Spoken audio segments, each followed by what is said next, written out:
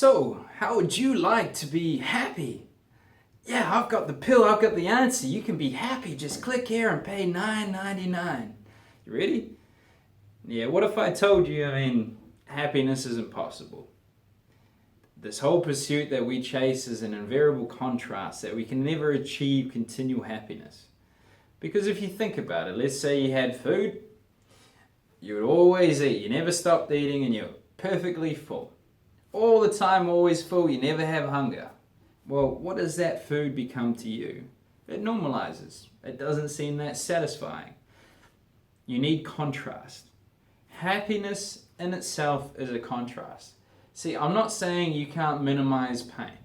I'm not saying you can't have more joy in your life, more contentment, but I'm saying you'll never achieve happiness.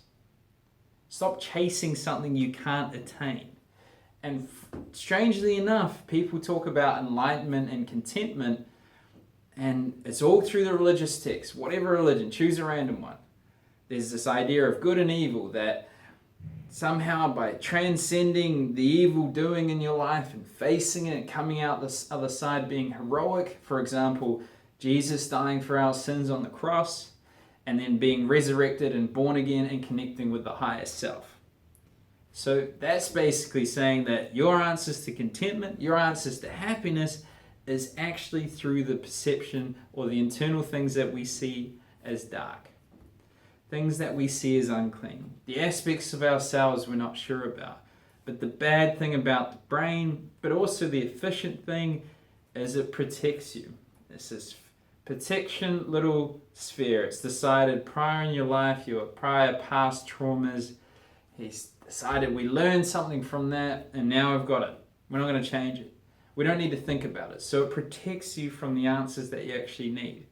Because if a wildebeest is coming towards you and you've already learnt that you've got to stay away from those, well, you want to react instinctually. You don't want to intellectualize it. So it protects you with this field of awareness.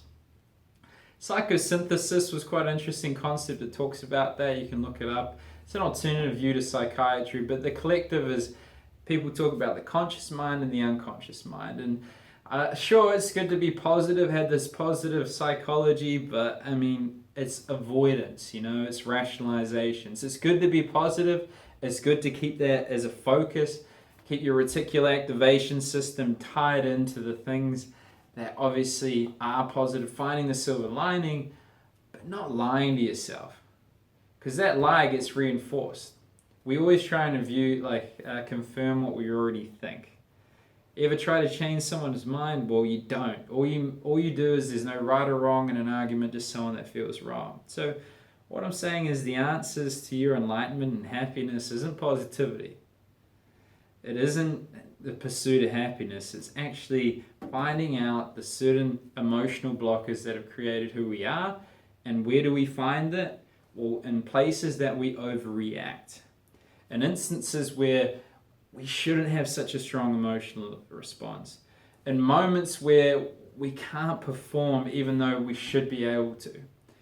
It's like a string, follow it. So let's say I go to talk to someone and I'm petrified. Sure, to a certain degree, talking to a new person should be a bit nerve-wracking, but maybe it's over the top. And then you got to think why that is. But also understand that field of awareness, it protects you. It doesn't want you to be able to get in there. So we need to access the subconscious mind. We can access it through imagery, through drawing, through our dreams when our conscious mind is done. So you could record your dreams, but also you can put a lot of focus on the subtle details. You can track a journal of the moments where you feel strong emotions. Then you start to see a trend. That trend leads you to a cause. You meditate on that cause and you sit in it and you make it feel understood. Then you're not as controlled by that string. So, hope that helped. There's other financial advice on this blog too. It's all free. At some point maybe I'll charge, but it's free now. So get on board.